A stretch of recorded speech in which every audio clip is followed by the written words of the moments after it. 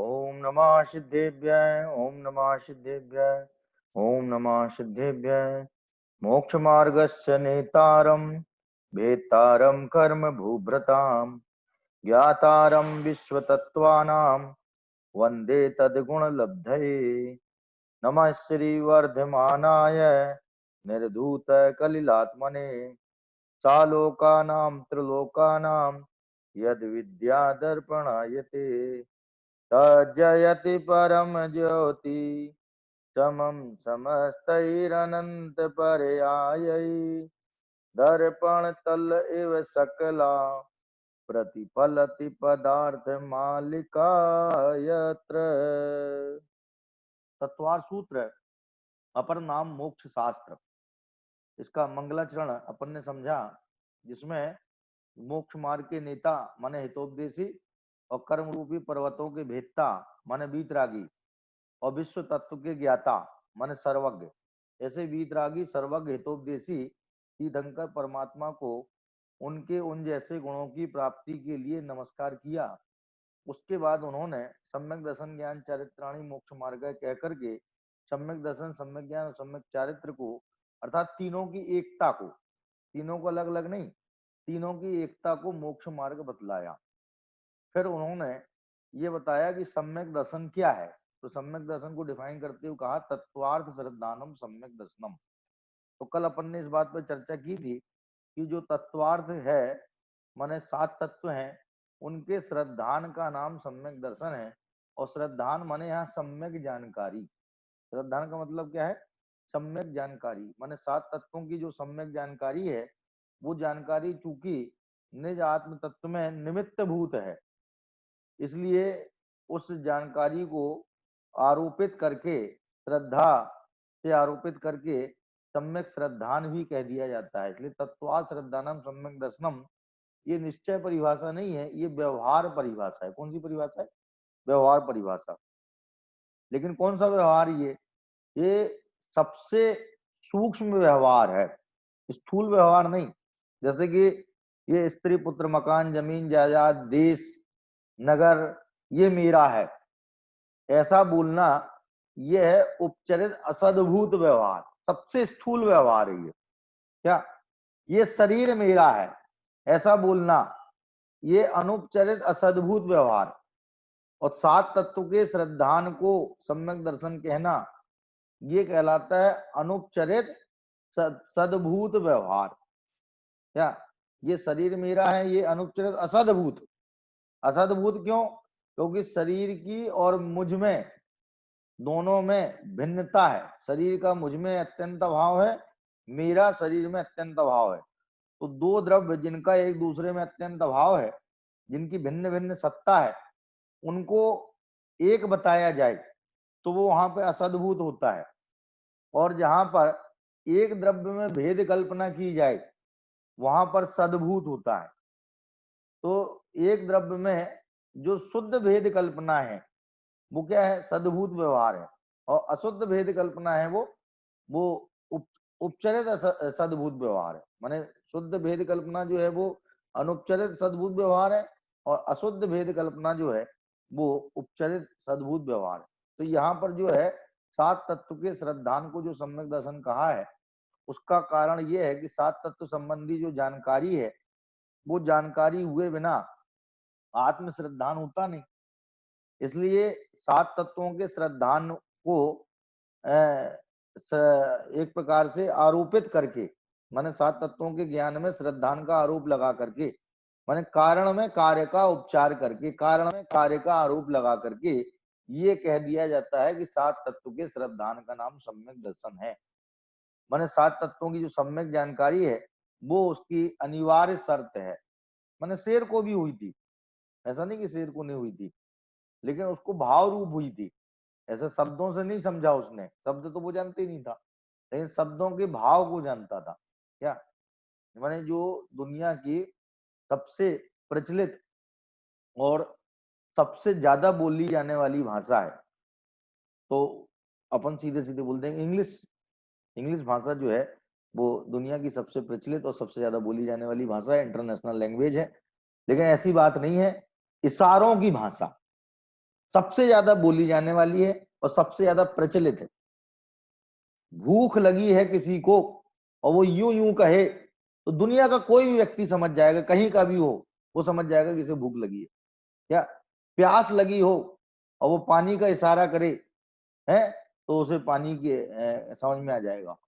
तो वो जो शेर ने समझी थी बात मुनिराज से शेर ने जो समझी थी वो आखिर इशारों से ही समझी थी उसने, क्योंकि न तो मुनिराज शेर की भाषा जानते थे और न शेर मुनिराज की भाषा जानते थे। लेकिन मुनिराज जिस बात को कहना चाहते हैं, जिधर वे इशारा करना चाहते हैं, क्या जैसे मान लो उदाहरण दिया कि उंगली उठा के किसी ने कहा अभ्रे चंद्रमसम पश्य, कि अभ्रे माने आकाश में चंद्रमा को देखो। तो क्या है कि जो नादान होंगे वो उंगली में देखेंगे, वो देखो देखो मेरी उंगली पे चंद्रमा है, देखो देखो मेरी उंगली पे चंद्रमा है। तो वो क्या देखेगा, उंगली को देखेगा। क्या नादान होगा, ना समझ होगा तो वो उंगली को देखेगा और वो उंगली से जिधर इशारा किया जा रहा है, समझदार जो है वो उधर देखेगा। तो वो शेर जो है शब्दों पे नहीं गया, शब्दों पर उसने ज्यादा दिमाग नहीं लगाया कि हम इसको समझें क्या कह रहे हैं, ये शब्दों पे उलझा नहीं वो। लेकिन वो शब्दों से बताने वाले जिस भाव को वो इंगित करना चाहते थे, जिस भाव को वो प्रकाशित करना चाहते थे, उस भाव की तरफ ध्यान दिया तो उसका काम हो गया। इसलिए शेर ने जो भाषा समझी वो कौन सी भाषा समझी, कि वो इशारों की भाषा थी। क्या माने उसे शब्दों में ढालना संभव नहीं है, वो इशारों से ही समझ में आती। तो जैसे जो बात भाव रूप होती है उसके लिए शब्द की जरूरत नहीं पड़ती, वो शब्द के बिना भी काम चल जाता वहां पर। तो शेर को सात तत्व का ज्ञान हुआ तो हम कहें नहीं साहब कैसे, उसको किसने पढ़ाए होंगे सात तत्व है, उसको कैसे याद कराए होंगे, कैसे रटाए होंगे तत्वा सूत्र के सूत्र, उसने कैसे रटे होंगे। तो कहने कोई जरूरत नहीं थी उसको रटने की, वो तो जिस अवस्था में था ना उस अवस्था में जो सारभूत बात थी उस सारभूत बात को उसने समझ लिया और उस सारभूत बात को समझ के उसका काम हो गया। तो भाव रूप तत्व ज्ञान, भाव रूप सात तत्व का ज्ञान तो उसे भी हुआ। ऐसा नहीं कि इसके बिना काम चल जाता है, कोई सोचे कि नहीं इसके बिना काम चल जाता, सात तत्वों को समझने से क्या फायदा है। तो कहने से फायदा ये है कि इससे सम्यक दर्शन का सीधा संबंध है, नहीं तो ऐसा नहीं होता।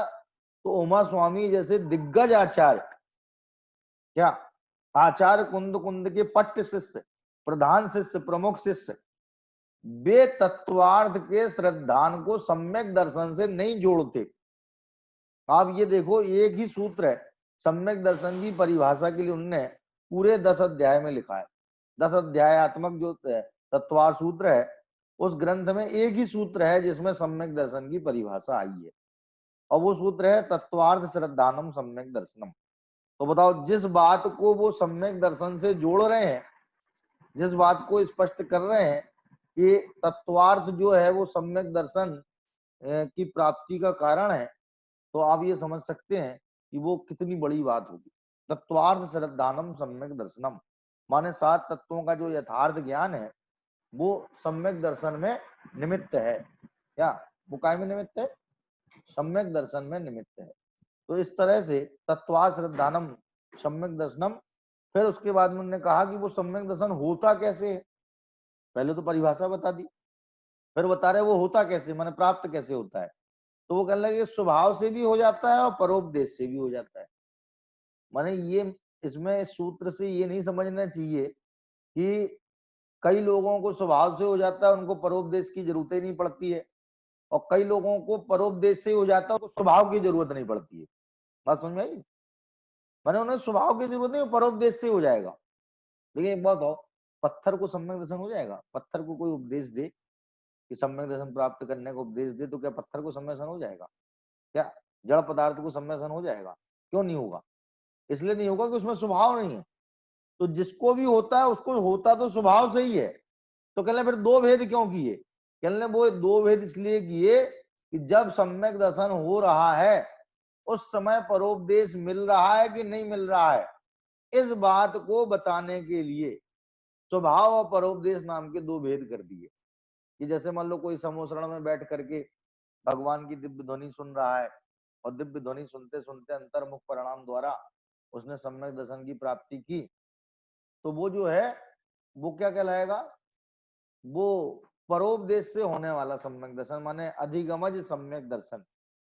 और जो स्वभाव से, माने जैसे सप्तम नरक का नारकी, अथवा नारकी कोई भी ले लो, अथवा कोई त्रेंच ले लो, कि जिसको जाति स्मरण ज्ञान हो गया भूत का। अब जैसे भोग भूमि के त्रेंच हैं, अब उनको जाति स्मरण ज्ञान हो गया और पता लग गया भूतकाल में उन्होंने संस्कार प्राप्त किए थे, तो उसके निमित्त से हो गया। तो वर्तमान में तो कोई प्रसंग नहीं है, उपदेश का कोई प्रसंग नहीं है, लेकिन फिर भी बिना वर्तमान में उपदेश के प्रसंग के जो उन्हें सम्यक दर्शन की प्राप्ति हुई, वो सम्यक दर्शन स्वाभाविक माने नैसर्गिक सम्यक दर्शन कहलाएगा। इसलिए कहेंगे वो निसर्ग से भी होता है, स्वभाव से भी होता है और निसर्ग से भी होता है, दोनों ही बातें हैं। लेकिन जिनको निसर्ग से होता है उनको परोपदेश पहले कभी मिला हुआ होता है, और जिनको परोपदेश होता है, परोपदेश से होता है, उनको वर्तमान में परोपदेश मिल रहा होता है। इस बात को बताने के लिए, माने जहां निमित्त की मुख्यता से कथन हो वो अधिगमज सम्यक दर्शन, और जहां उपादान की मुख्यता से कथन हो उसका नाम है निसर्गज सम्यक दर्शन। तो तन निसर्गाद अधिगमादवा, कि तत् माने वह है सम्यक दर्शन, निसर्ग से होता है माने स्वभाव से होता है, और अधिगम माने परोपदेश से भी होता है। ऐसा उन्होंने दो भेद किए, तन निसर्गाद अधिगमादवा। फिर बाद में वे ये बता रहे हैं कि ये जो 7 तत्व हैं जिनके निमित्त से या जिनके जानने से सम्यक दर्शन की प्राप्ति होती है, वे आखिर हैं क्या। माने सम्यक दर्शन का विषय, सम्यक दर्शन का जो विषय है उसको उन्होंने आगे जाके क्लियर किया कि जीवा जीवाश्रव बंध संबंध नजरा है मोक्षास तत्वम। जीवा जीवाश्रव बंध संबंध नजरा मोक्षास तत्वम, कि जीव अजीव, आश्रव बंध संबंध नजरा और मोक्ष। तो इसमें क्या है, जीव अजीव की एक कैटेगरी अलग है, आश्रव बंधी की अलग कैटेगरी है, और संबंध या मोक्ष की अलग कैटेगरी है। इन तीनों की अलग कैटेगरी है, माने तीनों शुद्ध भाव हैं। कौन से, संबंध नजरा और मोक्ष, ये शुद्ध भाव है, निर्मल भाव है, वीतराग भाव है ये क्या। और आश्रव भाव बंध जो है वो मलिन भाव है, विकारी भाव है, अशुद्ध भाव है, बंध के कारण भाव है। और जीव अजीव जो है वो वास्तव में द्रव्य रूप है। वो क्या है, द्रव्य रूप है। माने जीव अजीव के दो भेद हैं, जीव अजीव के जो दो भेद हैं, इन दो भेदों के ही जो है प्रकारांतर से 5 भेद हो जाते हैं क्या। माने जीव अजीव का विस्तार इन पांचों में होता है। किसमें, बंध संबंध निर्जरा यानी आश्रव बंध संबंध निर्जरा मोक्ष। तो आश्रव बंध संबंध निर्जरा मोक्ष, ये 5 भाव पर्याय भाव है। इनका नाम क्या है, पर्याय भाव, क्षणिक भाव, क्या अस्थाई भाव। और जीव अजीव जो है वो है स्थाई भाव। तो जीव अजीव में जो है वो जीव में जीव आ गया, और अजीव में जीव को छोड़ करके बाकी सब आ गई। माने अजीव में अपने जीव को छोड़ करके बाकी सब जीव ले लिए क्या। देखो जब अजीव द्रव्य की बात चले, जीव द्रव्य अजीव द्रव्य, ये विश्व कैसे बटा हुआ है, कहते 2 भागों में बटा है, जीव द्रव्य अजीव द्रव्य में बटा हुआ है। तो एक तो जीव द्रव्य है जो चेतन है, ज्ञान दर्शन वाला है, और बाकी अजीव द्रव्य है जो कि अचेतन है, उनमें ज्ञान दर्शन के परिणाम नहीं होते, जैसे कि पुद्गल धर्म धर्म आकाश काल। तो वहां जब अजीव द्रव्य की बात चले तो 5 द्रव्य लेना, और अजीव तत्व की बात जब चले तो 6 ही द्रव्य आ जाएंगे उसमें। कैसे आ जाएंगे, अपने जीव के अलावा बाकी सब अजीव है क्या। माने ये जो है तत्वों का वर्गीकरण है, ये वर्गीकरण जो है पूर्णतया अपने आप की मुख्यता से है, इसमें बाकी जीवों की भी गौणता है। माने इस वर्गीकरण के हिसाब से अजीव तत्व में अनंत सिद्ध भगवान जाएंगे कि नहीं जाएंगे। जब ये परिभाषा है जीव की कि मुझ जीव के अलावा, देखो जिसमें मेरा ज्ञान दर्शन है, जिसमें मेरा ज्ञान दर्शन पाया जाता है वो तो मैं जीव, और जिसमें मेरा ज्ञान दर्शन नहीं पाया जाता है, जिसमें मेरे ज्ञान आनंद नहीं स्वभाव पाए जाते हैं, वे सबके सब पदार्थ अजीव। तो जब ऐसा परिभाषित किया जाता है तो उस अजीव में अन्य जीव भी शामिल हो जाते हैं। क्या देखो, यदि आचार्य देव अन्य जीवों के प्रति इस प्रकार की बात न करते, उन्हें अजीव में शुमार न करते, तो अन्य जीवों के प्रति ममता शेष रह जाती। नहीं नहीं, हमारी जाति के तो है कम से कम, वो और कुछ नहीं तो हमारी जाति के तो है। इसका मतलब क्या हो गया? इसका मतलब ये हो गया कि हम अन्य जीवों से जुड़ सकते हैं, चाहे अजीवों से न जुड़े, लेकिन अन्य जीवों से जुड़ सकते हैं क्योंकि वे सजाती है।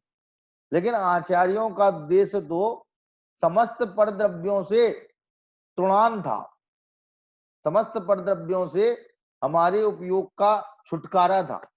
माने जो उपयोग हमारा परद्रव्यों में व्यासंग हो जाता है, परद्रव्यों में उलझ जाता है, वो परद्रव्य जीव भी होते हैं अजीव भी होते हैं। माने हम लोगों का दो ही लोगों से तो पालना पड़ता है, जीवों से और अजीवों से। माने जो चेतन परिग्रह है, जैसे मान लो पुरुष के लिए उसके स्त्री पुत्र पुत्रियां नातेदार रिश्तेदार, क्या वे सब उसके चेतन परिग्रह हैं। क्या और स्त्री के लिए पुरुष, उसके पुत्र पुत्रियां नातेदार रिश्तेदार, वे सब उसके लिए चेतन परिग्रह हैं। तो एक तो होता है चेतन परिग्रह और एक होता है चेतन परिग्रह। जो जड़ पदार्थ जो किसी प्रकार की जो है चेतना शक्ति नहीं रखते हैं, वे सारे के सारे जड़ पदार्थ जो हैं वे कौन है? अजीव हैं। क्या और वो जिसमें मेरा ज्ञान दर्शन भाव नहीं पाया जाता है, वो सब भी कौन है? अजीव है, वो भी अजीव है। तो इस तरह से वास्तव में देखा जाए, जीव अजीव के अंतर्गत जो है, अजीव में उनको भी शामिल किया है जो मुझ जीव के अलावा है। माने निर्ममत्व पने की, निर्ममता की ये पराकाष्ठा है। क्या माने निर्ममता का ये सर्वोत्कृष्ट रूप है। इसके बाद ये समझो निर्ममता का ये टॉप है। क्या निर्ममता का टॉप क्या चीज है? निर्ममता का टॉप कि जिसमें अपने अलावा बाकी सभी को अजीव घोषित किया गया।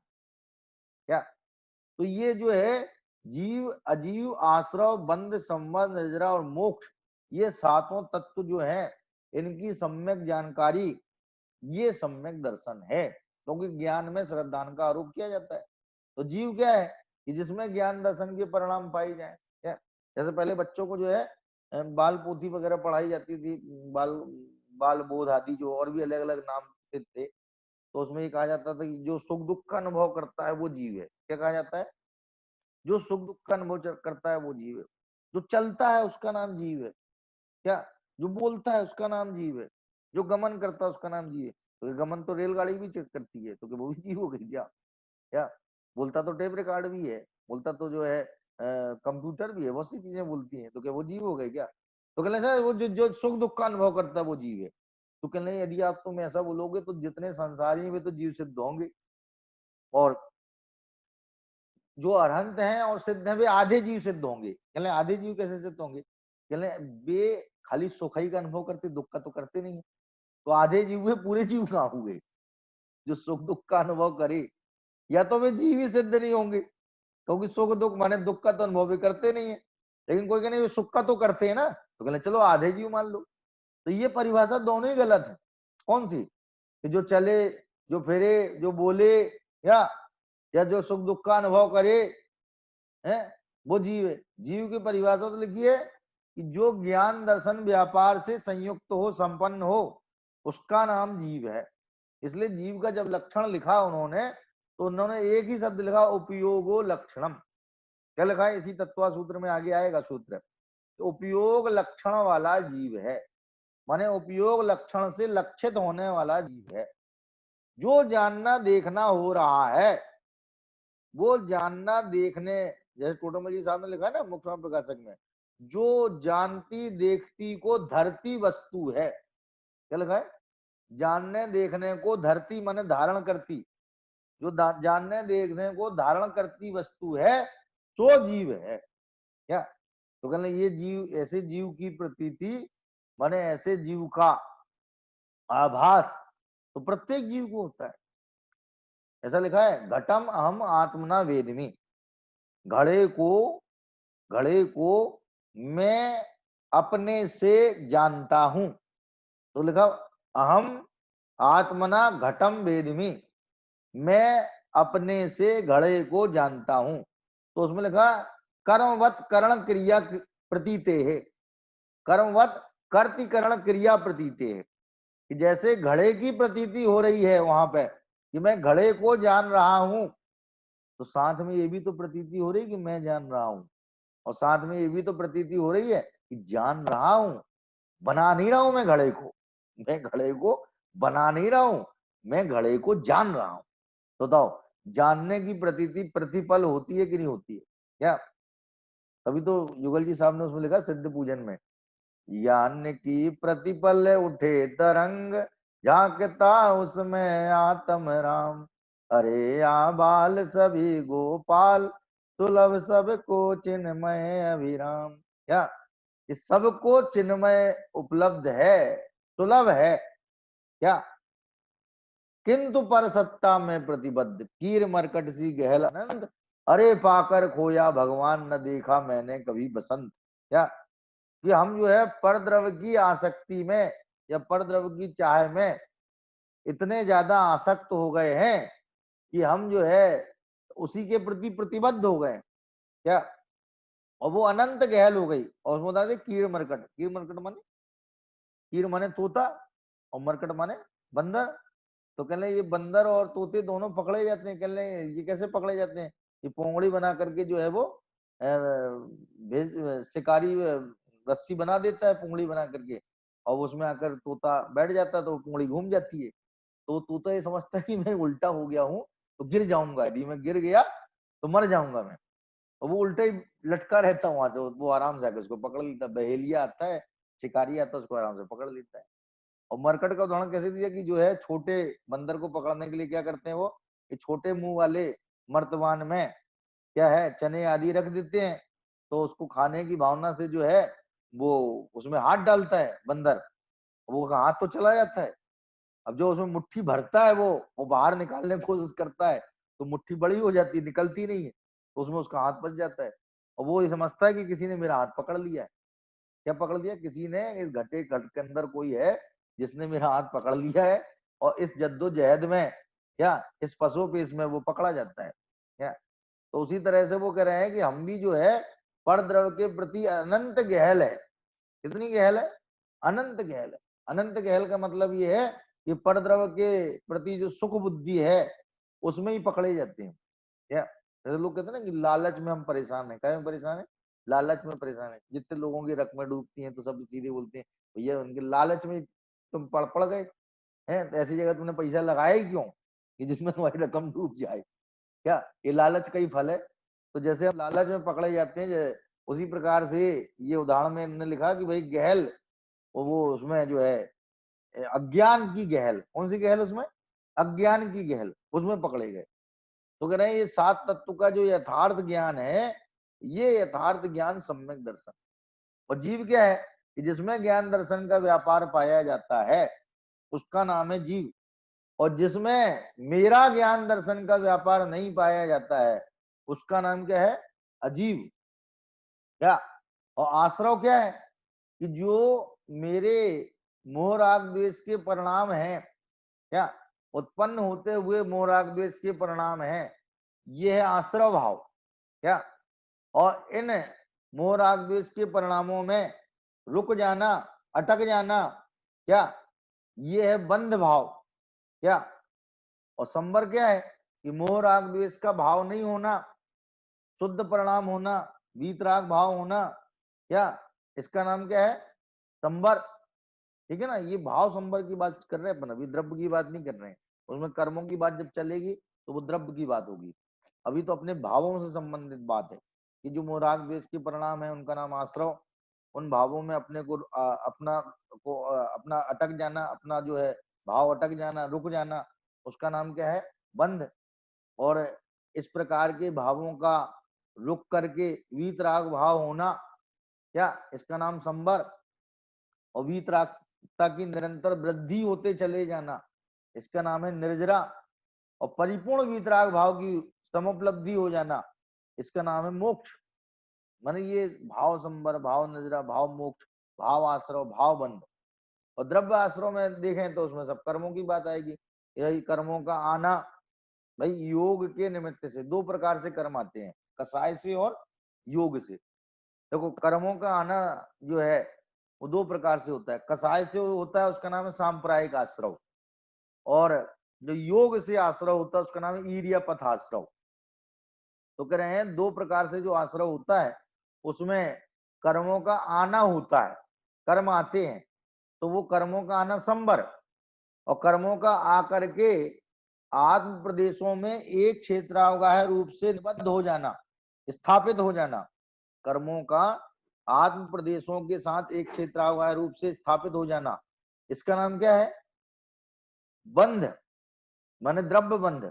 जैसे कर्मों का आना द्रव्य आश्रव, तो कर्मों का एक क्षेत्रावगाह रूप संबंध रूप हो जाना आत्मा के साथ में, माने वही क्षेत्र है, सेम क्षेत्र जो औदारिक शरीर का क्षेत्र है, वही ज्ञान शरीरी आत्मा का क्षेत्र है, वही कर्मों का भी क्षेत्र है।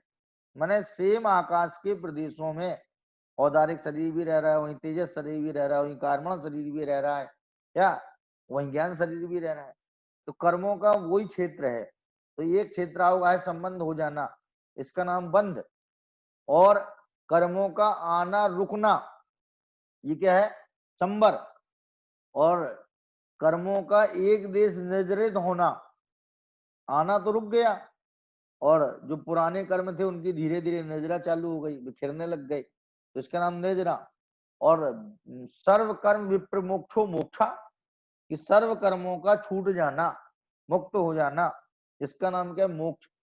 जैसे उदाहरण दिया कि नाव में छेद हो गया तो वो छेद से पानी आया, तो वो पानी आना माने वो क्या है? आश्रव। क्या वो पानी इकट्ठा हो जाए नाव में, वो है बंध। और फिर किसी ने छेद बंद कर दिया उसका, है, तो वो हो गया संबर। और फिर जो पानी था उसको निकालने लगा वो, तो थोड़ा थोड़ा निकाल रहा था, उसका नाम है निर्जरा। और फिर पूरी तरह से पानी निकाल दिया तो नाव का मोक्ष हो गया। नाव का मोक्ष हो जाएगा, हो जाएगा नहीं हो जाएगा फिर? लेकिन ये नाव के मोक्ष की बात नहीं है, ये खाली उदाहरण है यहाँ पर अपने और कर्मों के मोक्ष होने की बात है। देखो दो लोगों का मोक्ष, जैसे शादी हमेशा दो लोगों की होती है, एक की नहीं होती है। जैसे पति कहे कि भाई आज हमारी शादी थी, पत्नी कहे कल हमारी थी, ऐसा हो सकता है क्या? जैसे शादी हमेशा दो लोगों के बीच में होती है, उसी प्रकार मोक्ष भी दो लोगों का होता है। किनका होता है? कहने जिस समय आत्मा का मोक्ष होता है उसी समय कर्मों का भी मोक्ष होता है। ऐसा थोड़ी भाई कर्म आत्मा से बंधे थे तो कर्मों को भी तो मुक्ति मिली है कि नहीं मिली है? वो आत्मा से छूट गए तो बताओ कर्मों का भी मोक्ष हुआ कि नहीं हुआ है? और कर्मों के मोक्ष का नाम ही द्रव्य मोक्ष है, और आत्मा के मोक्ष का नाम भाव मोक्ष है। तो ये डबल मोक्ष है। इसलिए उन्होंने जीव का मोक्ष जीव तत्व में और अजीव का मोक्ष अजीव तत्व में, माने जो जीव अजीव तत्व मूल रूप से दो तत्व लिखे ना, तो ये पांचों प्रकार की पर्याय जो है आश्रव बंध संबंध और मोक्ष की, ये पांचों प्रकार की पर्याय जीव में भी घटेंगी और अजीव में भी घटेंगी। यहाँ चूंकि अजीव से मतलब जो है पुद्गल से ही है, विशेष रूप से क्या इसे मतलब है? पुद्गल से ही है। क्योंकि हमारा जो है लेन देन जो होता है, सरोकार होता है, जितना साबका जितना पाला पड़ता है हमारा, वो सब पुद्गल से ही पड़ता है, और किसी द्रव्य से हमारा पाला नहीं पड़ता है। बाकी द्रव्यों को तो हमने शास्त्र के आधार पर जाना है कि धर्म अधर्म आकाश काल नाम के भी द्रव्य हैं। एक्चुअल में जिससे हम उलझते हैं, क्या जिससे दिन रात हम क्या लेन देन करते रहते हैं, या दिन रात जिसके लिए परेशान रहते हैं, जैसे पीसा पीसा के लिए कोई परेशान हो रहा है, तो पीसा के लिए परेशान हो रहा है, तो पीसा क्या है? पुद्गल है। तो तब पुद्गल के लिए परेशान हो रहा है कि नहीं हो रहा है? भविष्य की योजनाओं को लेकर के आशंकित है, संकित है, आक्रांत है, भयाक्रांत है, तो वो क्या है? वो सब पौधगले की योजना है। कौन सी योजना है वो? पौधगले की योजना है। तो माने हम जो है जितना कुछ बाहर में देखते हैं, वो सब पुद्गल के साथ ही देखते हैं। जो कुछ भी लेन देन हो रहा है वो सब पुद्गल के साथ ही हो रहा है। इसलिए अजीव तत्व में यद्यपि सभी द्रव्य आ जाते हैं, लेकिन यहाँ मुख्यता से पुद्गल द्रव्य की बात है। इसलिए द्रव्य रूप भी होते हैं ये तत्व और भाव रूप भी होते हैं। द्रव्य रूप जो होते हैं वो पौद्गलिक होते हैं और भाव रूप होते हैं वो जीव संबंधी होते हैं। देखो इसमें लिखा है आश्रव बंध संबंध निर्जरा मोक्ष, ये द्रव्य और भाव दो प्रकार के हैं। तो द्रव्य तत्व में लिखा है कि कर्मों का आना ये आश्रव, और कर्मों का आत्मा से संबंध होना ये बंध, और कर्मों का आना रुकना, रुकना माने रुकना हो जाए माने कर्म आए ही नहीं, तो उसका नाम क्या है? संबर। माने कर्म आते जाएं और पुराने घटते जाएं। जैसे मान लो कोई सरकार जो है देश का कर्जा चुकाने के लिए नया कर्जा ले और पुराना चुका दे उस कर्जे से, क्या तो बताओ उसका कर्जा कब खत्म होगा? कभी नहीं खत्म होगा। लेकिन वो नया कर्जा ना ले और पुराना चुकाए, नया माल तो उधार ना खरीदे। जैसे कोई पार्टी कहती भैया देखो नया तो हम बिल्कुल लेंगे नहीं, नया तो बिल्कुल नगद लेंगे, लेकिन पुराना हम थोड़ा थोड़ा करके देते रहेंगे, तो बताओ उसका कर्जा चुक जाएगा नहीं चुक जाएगा? चुक जाएगा।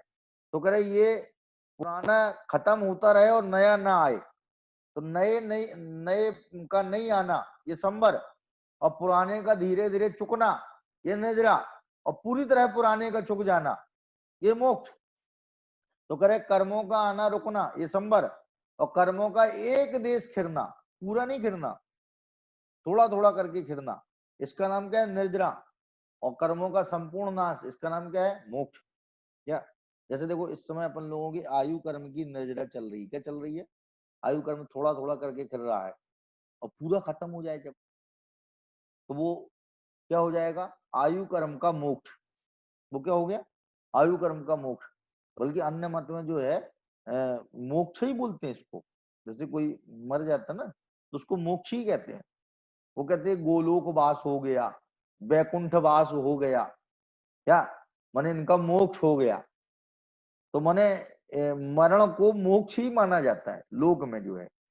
तो वो आयु कर्म का संपूर्ण नाश हो गया ना वहां पे, इसलिए संपूर्ण नाश की अपेक्षा मोक्ष कहा जाता है। कर्मों का संपूर्ण नाश होना ये मोक्ष है। अब देखो भाव तत्व में क्या लिया है? शुभ अशुभ भावों की उत्पत्ति। दो प्रकार के भाव है। आश्रव बंध कैसे भाव है? दो प्रकार के हैं। तो शुभ अशुभ भावों की उत्पत्ति ये आश्रव, और इनका बने रहना, उत्पत्ति को तो आश्रव में लिया, और बने रहना लगातार कंटिन्यूटी, इसका नाम बंध। और शुभ भावों की है, शुभ भावों की जो है उत्पत्ति, शुद्ध भावों की उत्पत्ति वृद्धि अपूर्णता, तो उत्पत्ति को कहा संबर, शुद्ध भावों की वृद्धि को कहा निद्रा, और शुद्ध भावों की पूर्णता इसका नाम है मोक्ष। जैसे मान लो भगवान है, अब उनके पूर्ण शुद्ध भाव हो गए, तो माने भाव मोक्ष की अपेक्षा विचार करें तो अरहंत भगवान में और सिद्ध भगवान में कोई अंतर नहीं, क्योंकि जो वीतरागता अरहंत भगवान के पास है उससे ज्यादा वीतरागता सिद्ध भगवान के पास नहीं है, या उस वीतरागता में कुछ भी ऐड नहीं होने वाला है। कौन सी वीतरागता? जो अरहंत भगवान के पास है, वह वीतरागता हूबहू वैसी की वैसी सिद्ध भगवान के पास भी है। कुछ उसमें बढ़ोतरी नहीं हुई है, कुछ ज्यादा नहीं हुई है। इसलिए भाव मोक्ष की अपेक्षा अरहंत भगवान में और सिद्ध भगवान के मोक्ष में कोई अंतर नहीं है। तो कहले अंतर है, कहले वो द्रव्य मोक्ष की अपेक्षा है। अरहंत भगवान सशरीरी है, सिद्ध भगवान अशरीरी है। अरहंत भगवान के 4 घाती कर्म गए हैं, 4 घाती बाकी हैं, जबकि सिद्ध भगवान के 8 प्रकार की कर्मों का भाव हो गया है। क्या अरहंत भगवान मध्य लोक के हैं, सिद्ध भगवान ऊर्ध्व लोक के हैं। अरहंत भगवान मनुष्य हैं, संगी पंचेंद्रिय है, त्रस है, क्या और सिद्ध भगवान जो है न मनुष्य है, न संगी पंचेंद्रिय, न त्रस है। इनके भेद से अतीत हो गए हैं वो। क्या तो इस तरह से अरहंत और सिद्ध में जो अंतर है वो द्रव्यगत अंतर है, भावगत किंचित भी अंतर नहीं है, दोनों एक से ही है। तो कह रहे शुद्ध भावों की उत्पत्ति होना ये संबर, और शुद्ध भावों की उत्पत्ति जो होती है वो सम्यक दर्शन के साथ ही होती है। सबसे पहले अनंतानुबंधी कसाय विलीन होती है, तो उसके अभाव से जो सम्यक्त्वाचरण चारित्र या स्वरूपाचरण चारित्र होता है, वो स्वरूपाचरण चारित्र है शुद्ध भाव। उसका नाम क्या है? शुद्ध भाव। और वो शुद्ध भाव जो है वो संबर रूप है, और उसी शुद्ध भाव की वृद्धि होती जाए, जैसे पंचम स्थान हो जाए, तो पंचम स्थान वृद्धि जो है वो वृत्ताधिक ले लें। वृत्ताधिक लेने के बाद में जो है 11वीं प्रतिमा ले लें, तो जो 11वीं प्रतिमा है ना, ये उद्दिष्ट त्याग प्रतिमा, जिसके दो भेद हैं, एलक और क्षुल्लक। ये जो 11वीं प्रतिमा के जो भेद हैं, इसमें यहाँ तक कोई पहुंच जाए तो मुनि बन जाए, बाद में फिर मुनि बन जाए। तो वो कह रहे धीरे धीरे शुद्ध भाव की वृद्धि होती जाएगी, शुद्ध भाव बढ़ता जाएगा, तो गुण स्थान बदल जाएगा, तो उसका नाम है निर्जरा। और उस शुद्ध भाव की पूर्णता हो जाना, माने जो परिपूर्ण रूप से शुद्ध भाव प्रकट हो जाना, उसका नाम है मोक्ष। तो इस तरह से जो है जीव, अजीव, आश्रव, संबंध, निर्जरा और मोक्ष, इन सातों तत्वों में दो तत्व जो हैं वो द्रव्य रूप हैं, और बाकी 5 तत्व जो हैं वे भाव रूप हैं, जिसमें 2 प्रकार के हैं, एक शुद्ध भाव और एक अशुद्ध भाव। तो आश्रव बंध जो है वो अशुद्ध भाव रूप है, और संबंध निर्जरा जो है वो शुद्ध भाव रूप है। क्या इसमें ये उपाधि भी बताया जाता है, ऐसा वर्गीकरण किया जाता है। तो जीव अजीव जो है वो क्या है? उसमें अजीव तत्व है गे। अजीव तत्व क्या है? गे। और जीव तत्व है परम उपाधि। जीव तत्व क्या है? परम उपाधि। क्योंकि जितना भी काम होना है, जितना भी संसार रूपी दुख का भाव होना है, वो सब एक निज जीव के आश्रय से ही संभव है, और किसी के आश्रय से संभव नहीं है। तो जो सबसे महत्वपूर्ण है 7 तत्व में, तो वो जीव तत्व है, परम उपाधि। उसकी उपादेयता में किसी प्रकार की शंका नहीं की जा सकती है। और उसके बाद में जो है अजीव तत्व जो है वो ज्ञेय है, आश्रव बंध है, ये है, और संबंध नजरा एक देश उपाधि है, और मोक्ष जो है परम उपाधि है। इसी की विशेष चर्चा अपन फिर करेंगे। जय जय।